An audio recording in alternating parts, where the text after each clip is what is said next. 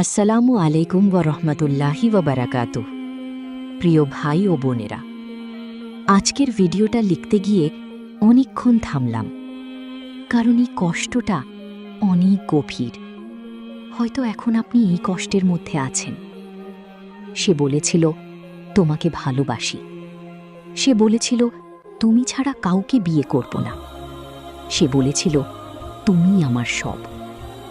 আপনি বিশ্বাস করেছিলেন, অপেক্ষা করেছিলেন, দোয়া করেছিলেন, কিন্তু একদিন খবর এলো সে অন্যকে বিয়ে করে ফেলেছে। প্রিয় ভাই ও বোনেরা, এই মুহূর্তে কেমন লাগছে সেটা ভাষায় প্রকাশ করা যায় না। মনে হচ্ছে মাটি সরে গেছে পায়ের নিচ থেকে, বুকের মধ্যে একটা শূন্যতা। কেন সে এটা করল? আমার কি দোষ ছিল? আল্লাহ কি আমাকে ভালোবাসেন না? প্রিয় ভাই ও বোনেরা, আজকের ভিডিওতে এই কষ্টের সম্পূর্ণ ইসলামিক উত্তর দেব এবং শেষে এমন কিছু বলবো যা আপনার মন সম্পূর্ণ বদলে দেবে। চলুন শুরু করি। বিসমিল্লাহ। অংশ 1। এই কষ্ট কি স্বাভাবিক? ভাই ও বোনেরা, সবার আগে একটা কথা, আপনি যে কষ্ট পাচ্ছেন এটা স্বাভাবিক, এটা দুর্বলতা নয়। ভালোবাসার পরে বিশ্বাসঘাতকতা পাওয়া এটা অনেক বড় কষ্ট। এমনকি নবীরাও কষ্ট পেয়েছেন। আল্লাহ বলেছেন, আমি জানি তাদের কথা তোমাকে কষ্ট দিচ্ছে। সূরা আনাম 33। আল্লাহ স্বীকার করছেন কষ্ট হয়, তাই কষ্ট পাওয়াটা স্বাভাবিক। কিন্তু এই কষ্টে কি করবেন, এটাই আসল প্রশ্ন। আসুন জানি। অংশ 2। সে ভালোবাসার কথা বলে অন্যকে বিয়ে করল কেন? ভাই ও বোনেরা, এখন বুঝি এটা কেন হলো। এখানে 3টি সম্ভাবনা আছে। সম্ভাবনা 1, সে মিথ্যা বলেছিল। কিছু মানুষ ভালোবাসার কথা বলে, কিন্তু সত্যিকারের ভালোবাসা থাকে না। তারা নিজের সুবিধার জন্য বলে। এটা বিশ্বাসঘাতকতা। রাসূল সাল্লাল্লাহু আলাইহি ওয়াসাল্লাম বলেছেন, মুনাফিকের 3টি লক্ষণ: কথা বললে মিথ্যা বলে, ওয়াদা করলে ভাঙে, আমানত রাখলে খিয়ানত করে। বুখারী ও মুসলিম। যে ভালোবাসার প্রতিশ্রুতি দিয়ে ভেঙেছে সে আমানত রক্ষা করেনি। সম্ভাবনা 2, পরিস্থিতি বাধ্য করেছে। হয়তো পরিবারের চাপে বিয়ে হয়েছে, হয়তো সে আপনার জন্য চেষ্টা করেছিল কিন্তু পারেনি। এই ক্ষেত্রে সে পুরোপুরি দোষী নাও হতে পারে। সম্ভাবনা 3, আল্লাহর ফয়সালা।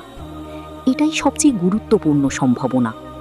হয়তো আল্লাহ সিদ্ধান্ত নিয়েছেন সে আপনার জন্য নয়, এবং এই ফয়সালাই আপনার জন্য সেরা। রাসূল সাল্লাল্লাহু আলাইহি ওয়াসাল্লাম বলেছেন, যা তোমার জন্য নির্ধারিত নয় সেটা যদি পুরো পৃথিবী একসাথে তোমাকে দিতে চায় তবুও পারবে না। মুসনাদে আহমদ। মানে সে তোমার নসিবে ছিল না। অংশ 3। এই কষ্টের পিছনে আল্লাহর হিকমত। ভাই ও বোনেরা, এখন সবচেয়ে গুরুত্বপূর্ণ অংশ। আল্লাহ কি এই কষ্ট দিয়েছেন? হ্যাঁ, এবং এর পিছনে আল্লাহর হিকমত আছে। হিকমত 1, সে আপনার জন্য ভালো ছিল না। আল্লাহ সব জানেন। হয়তো সে আপনার দিন নষ্ট করত, আপনাকে কষ্ট দিত, আপনার জীবন অসুখী করত।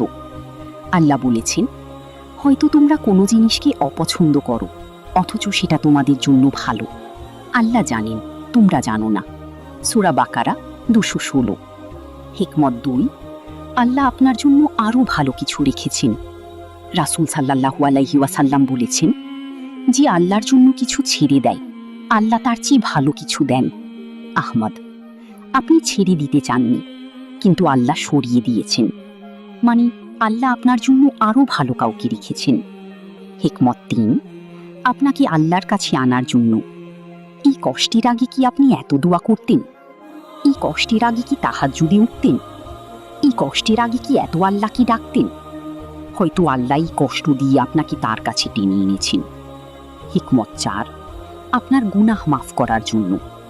রাসূল সাল্লাল্লাহু আলাইহি ওয়াসাল্লাম বলেছেন, মুমিনের উপর যে কষ্টই আসে। অংশ 4। রাগ, ঘৃণা ও প্রতিশোধ ইসলাম কি বলে? ভাই ও বোনেরা, এই কষ্টের পরে মনে হয়তো রাগ আসছে, প্রতিশোধের ইচ্ছা আসছে। সে কেন সুখে থাকবে, সে কেন ভালো থাকবে? এই অনুভূতি স্বাভাবিক, কিন্তু ইসলাম কি বলে? রাসূল সাল্লাল্লাহু আলাইহি ওয়াসাল্লাম বলেছেন, শক্তিশালী সে নয় যে কুস্তিতে জেতে, শক্তিশালী সে যে রাগের সময় নিজেকে নিয়ন্ত্রণ করে। বুখারী ও মুসলিম। এবং আল্লাহ বলেছেন, যারা ক্রোধ সংবরণ করে এবং মানুষকে ক্ষমা করে, আল্লাহ তাদের ভালোবাসেন। সূরা আলে ইমরান 134। মানে রাগ সংবরণ করুন, ক্ষমা করুন। ক্ষমা করা মানে হেরে যাওয়া নয়, ক্ষমা করা মানে আল্লাহর ভালোবাসা পাওয়া। এবং বদদোয়া করবেন না, বদদোয়া করলে নিজেরই ক্ষতি হয়। বরং বলুন, ইয়া আল্লাহ, তাকে হেদায়েত দাও। অংশ 5, এই কষ্ট থেকে কিভাবে সেরে উঠবেন? ভাই ও বোনেরা, এখন বলি এই কষ্ট থেকে কিভাবে বের হবেন। পদক্ষেপ 1, কষ্টটা আল্লাহকে দিন। সিজদায় যান, কাঁদুন। ইয়া আল্লাহ, আমাকে অনেক কষ্ট দেওয়া হয়েছে, এই কষ্ট তোমার কাছে রাখলাম, তুমি আমার যথেষ্ট। পদক্ষেপ 2, ইন্না লিল্লাহি পড়ুন। ইন্না লিল্লাহি ওয়া ইন্না ইলাইহি রাজিউন।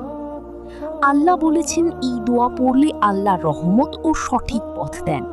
সূরা বাকারা 156-157। পদক্ষেপ 3, সব যোগাযোগ বন্ধ করুন। তার সোশ্যাল মিডিয়া দেখবেন না, তার বিয়ের ছবি দেখবেন না, তার খবর রাখবেন না। এটা নিজেকে ভালো রাখার জন্য জরুরি। পদক্ষেপ 4, নিজেকে ব্যস্ত রাখুন। কোরআন পড়ুন, ইবাদত বাড়ান, ভালো কাজে সময় দিন, নতুন কিছু শিখুন। পদক্ষেপ 5, আল্লাহর পরিকল্পনায় ভরসা রাখুন। বলুন, ইয়া আল্লাহ, তুমি যা করেছো ভালোই করেছো, তুমি আমার জন্য সেরাটাই রেখেছো। অংশ 6, হযরত খাদিজা রাদিয়াল্লাহু এর গল্প। ভাই ও বোনেরা, একটা অনুপ্রেরণার গল্প বলি। হযরত খাদিজা রাদিয়াল্লাহু এর কথা। তার প্রথম স্বামী মারা গেলেন, মনে হলো সব শেষ। তারপর দ্বিতীয় বিয়ে হলো, সেই স্বামীও মারা গেলেন। দুবার বিধবা হলেন, মনে হলো আমার জীবনে কি কিছুই নেই। কিন্তু আল্লাহ তার জন্য কাকে রেখেছিলেন? হযরত মুহাম্মদ সাল্লাল্লাহু আলাইহি ওয়াসাল্লাম, সর্বকালের সর্বশ্রেষ্ঠ মানুষ, আল্লাহর রাসূলের স্ত্রী। প্রিয় ভাই ও বোনেরা, যে চলে গেছে সে আপনার শেষ নয়, আল্লাহ আপনার জন্য সেরাটাই রেখেছেন। শুধু ধৈর্য ধরুন। অংশ 7, এখন কি নতুন সম্পর্কে যাবেন? ভাই ও বোনেরা, অনেকে এই কষ্ট ভুলতে তাড়াতাড়ি অন্য সম্পর্কে যান। এটা ঠিক নয়। কারণ 1, মন এখনো আগের কষ্টে আছে। 2, তাড়াহুড়ো করলে ভুল মানুষ বেছে নেওয়া হয়। 3, নিজেকে সময় না দিলে সেরে উঠতে পারবেন না। রাসূল সাল্লাল্লাহু আলাইহি ওয়াসাল্লাম বলেছেন, আল্লাহর সাথে ধৈর্যের বিনিময়ে সাহায্য আসে।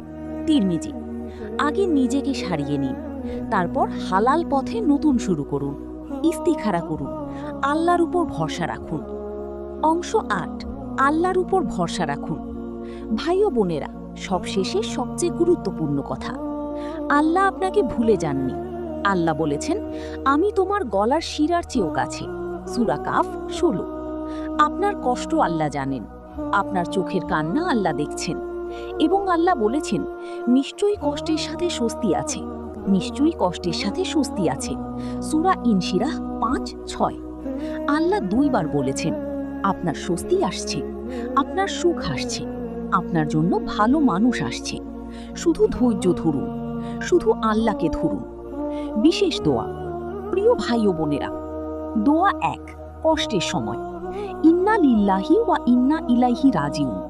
আল্লাহুম্মা আজিরনি ফি মুসিবাতি ওয়া আখলিফলি খাইরান মিনহা। অর্থ, আমরা আল্লাহর জন্য এবং তার কাছেই ফিরে যাব। হে আল্লাহ, এই কষ্টে আমাকে সওয়াব দাও এবং এর চেয়ে ভালো কিছু দাও। মুসলিম। দোয়া 2, মন শান্ত করার। আল্লাহুম্মা ইন্নি আউযু বিকা মিনাল হাম্মি ওয়াল হাজান। অর্থ, হে আল্লাহ, আমি তোমার কাছে দুশ্চিন্তা ও দুঃখ থেকে আশ্রয় চাই। বুখারী। দোয়া 3, ভালো জীবন সঙ্গীর জন্য। রাব্বানা হাবলানা মিন আজওয়াজিনা ওয়া যুররিয়াতিনা কুররাতা আয়ুনিন। সূরা ফুরকান ৭৪।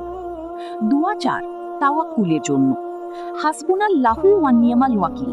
প্রতিদিন ১০০ বার পড়ুন। প্রিয় ভাই ও বোনেরা, সে বলেছিল ভালোবাসে, কিন্তু অন্যকে বিয়ে করেছে। এই কষ্ট অনেক বড়, আমি জানি, কিন্তু মনে রাখুন, এটা আপনার শেষ নয়। আল্লাহ আপনার জন্য আরো ভালো কাউকে রেখেছেন।